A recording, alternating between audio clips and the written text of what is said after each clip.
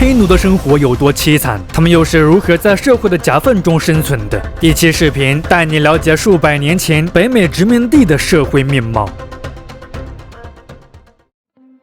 英属北美殖民地自建立的开始就充满着多元化的气息。有的人为了追寻财富来到这里，有的人为了躲避宗教迫害，追寻心中的乌托邦而来到这里。当然，还有更多的人则是被逼无奈来到了这里。总之，新大陆对于很多人而言，其意义就在于新。至于所谓的新带来的结果是好还是坏，那只能听天由命了。契约奴和奴隶是英属北美殖民史永远绕不开的话题。在18世纪以前，契约奴一直都是这里人口增长的重要动力。早期的弗吉尼亚殖民地更有近3/4的移民是作为契约奴来到这里的。大部分的契约奴为了能在新大陆寻求更好的机会，以几年的人身自由为代价，换取到了前往美洲的船票和生活费。而还有一些契约奴则是被英国政府打包到了美洲进行贩卖。英国政府会把罪犯、战争俘虏以及一些国内不受欢迎的群体，诸如孤儿、游民、乞丐等他们认为的危险分子送到这里。契约奴对殖民雇主的吸引力非常大，在人头船制度下，引荐奴仆也是可以获得在殖民地额外土地的。契约奴在役期满以后可以获得自由，这个时间通常在4到7年不等。有些男性契约奴在期满以后会获得衣服和工具，甚至还有一些土地，继而转变成农民、商人或是工匠等职业。不过，大多数男性契约奴在离开主人以后是完全没有谋生基础条件的。这些游民也构成了早期殖民地社会潜在的不稳定因素。而作为家庭女佣的女性契约奴在期满以后通常会嫁人，极少部分幸运的女奴会嫁给雇主，更多的则是会嫁给其他自由人或是继续保持单身。鉴于在奴役期所经历的苦难和屈辱，后一种现象可能更为普遍。如果说契约奴的生活处境已经足够凄惨，那么相比从18世纪开始人数节节攀升的来自非洲的黑奴，你会感叹这里的苦难是没有底线的。在早期，非洲黑人劳工和白人契约奴的地位并没有本质上的不同，黑人与白人的关系相对平等，他们也总是并肩劳动。一些黑人在期满以后也能获得自由，有的自由黑人甚至还成为了地主，拥有自己的奴仆。比如来自安哥拉的黑人安东尼·约翰逊，他是北美殖民地第一个拥有奴隶的自由黑人。黑人与白人间严格的界限最早可能出现在18世纪早期，至于这种变化为何会出现，历史学家们还有很大的分歧。有的人认为是一些白人对有色人种或是落后族群的固有偏见加剧了奴隶制度，例如一些英国殖民者，他们不仅歧视黑人，对印第安人亦或是被征服的爱尔兰人都有过这样的态度。种族优劣的观念早就在他们头脑里存在了。也有的人认为黑人处境的变化是殖民地劳动体系导致的必然结果，但源源不断的黑人被送到殖民地，而白人劳工却越来越少。长此以往，当殖民者们看着在田间工作的都是廉价的黑人，对黑人就应该是奴隶的刻板印象就这样慢慢出现了。而不管殖民地奴隶制的源头具体是什么，但不变的事实就是，从18世纪开始，黑人在美洲逐渐丧失了作为人的尊严和权利。在这个时期，殖民地设立的奴隶法典把肤色设定为了评判一个人的唯一标准。在这里，白人奴隶主有着无上权威，在其之后是混血人，而黑人甚至无法掌控自己的生死。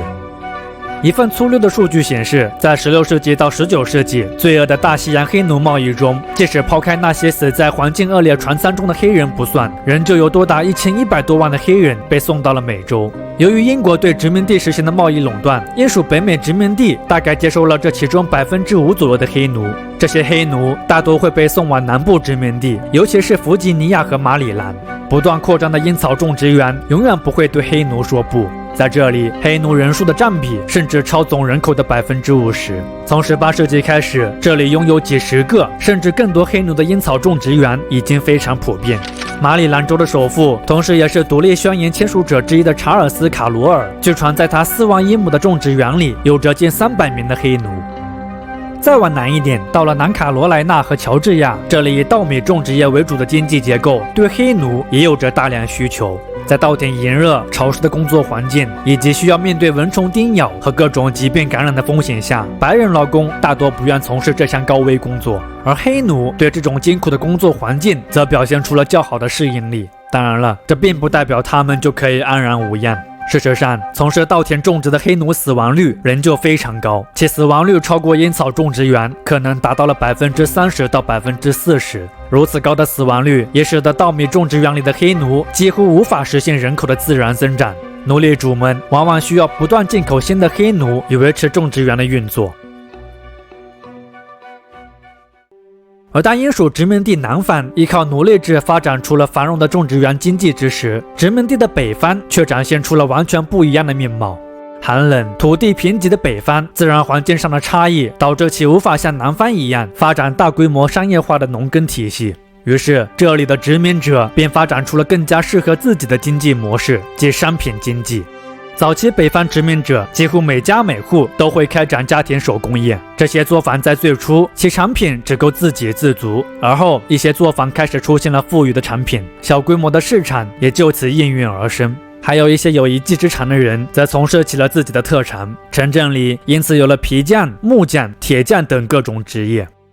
除了制造业以外，对自然资源的开发也推动着北方商品经济的发展。从17世纪中叶开始，衰落的毛皮产业逐渐被伐木业、采矿业以及渔业所取代。这些行业里出产的产品会被出口到英国，以换取殖民地所需的工业品，比如蜡烛、肥皂等等。不过总的来说，殖民地商业的发展在最初仍旧困难重重。由于缺少普遍认可的交易媒介，殖民地的交易在最初大多通过烟草券、地契等等，原始的以物易物甚至都存在。而松散的经济结构、难以保证的产品供应和稳定的市场需求，都阻碍着早期殖民地的商业发展。但即使困难再多，也阻挡不了冒险企业家们追求财富的决心。覆盖欧美非三洲、错综复杂、被称为三角贸易的庞大商业网络，就是这些冒险企业家努力的成果。朗姆酒、农产品、蔗糖、奴隶等众多商品经三角贸易不断流转。根据历史学家的估算，从16世纪到19世纪，三角贸易所产生的商品总价值可能超过100亿英镑。疾病是个可怕的字眼，疟疾、霍乱、天花等疾病在当时对很多人来说都是致命的。在那个对传染病和消毒知识一无所知的年代，那些勉强算是医生的人，通常根据源自古罗马的气质理论来行医。气质理论认为，人体是由4种被称为胆汁质、抑郁质、多血质和粘液质的气质所支配。4种气质在平衡时，人体才是健康的。基于这种医学假说，17世纪出现了以清洗、排除和放血为疗法的医疗技术，其中放血疗法是最极端也是最普遍的疗法。这种疗法实际上并没有有效的治愈作用，相反，当时因放血疗法导致的失血过多、感染等副作用而死的人比比皆是。殖民地的医疗技术直到18世纪后期，北美受启蒙运动的影响，才开始有了更加科学的变化。复杂的人群构成、丰富的宗教信仰、差异明显的社会阶级，英属北美殖民地在它建立与不断发展的过程中，展现出的是一种多元、矛盾且复杂的社会面貌。在宗教上，不同宗教派别殖民者的到来，使得没有一种宗教惯例可以实现整个殖民地的覆盖。每周也就在殖民者并没有刻意为之的情况下，实现了很高的宗教宽容度。而不同的宗教派别在传教授义的过程中，也不知不觉地搭建起了北美最初的教育体系。比如当今世界上最知名的学府之一哈佛大学，就是在1636年由马萨诸塞议会应清教神学家的要求，以培养牧师为目的建立的学校。1701年，公理会出于对哈佛大学渐渐形成的宗教自由的不满，在康涅狄格也创办了自己的学校，视为耶鲁大学。截至18世纪末，北美已经出现了9所大学，而这些早期的学校虽然大多是为了培养传教士而建立的，但受启蒙思想的影响，这些学校在授课过程中也会开展以科学和理性探索知识的新内容。比如当时的哈佛大学在教授神学的基础上，为破除人们对占星术的信仰，曾竭尽全力传播过哥白尼的天文学思想。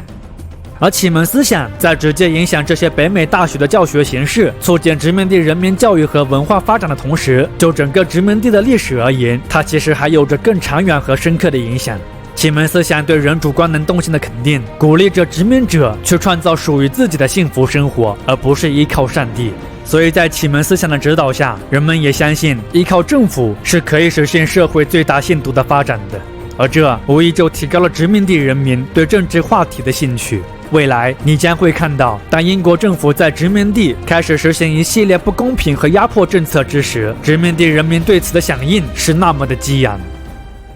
作为殖民地社会底层的黑奴，好像永远跟殖民地的主流生活搭不上关系。但事实上，顽强的黑人们仍旧在社会的夹缝中发展出了自己特有的文化和习俗。早期的黑奴们为了让彼此间的谈话不被主人所知，发展出了一种英语与非洲本土语言结合的嘎勒语。在信仰上，他们发展出了基督教和非洲民俗结合的宗教，比如伍德伯里、胡多等等。代理亲属也是在奴隶制度下黑人社会发展出的一种独特文化。当时的黑人奴隶们是很难维持家庭稳定的，因为家庭成员可能随时会被卖走。为了在艰苦的环境中提供彼此在情感和物质上的需要，黑人们就发展出了这种不论血缘和法律关系，视彼此为亲属的人际关系。代理亲属下，他们会相互使用亲属的昵称和礼仪，互相提供支持和帮助，分担家庭义务和责任。代理亲属作为黑人应对种族歧视和社会压迫的一种重要策略，增强了黑人社区的凝聚力和文化认同。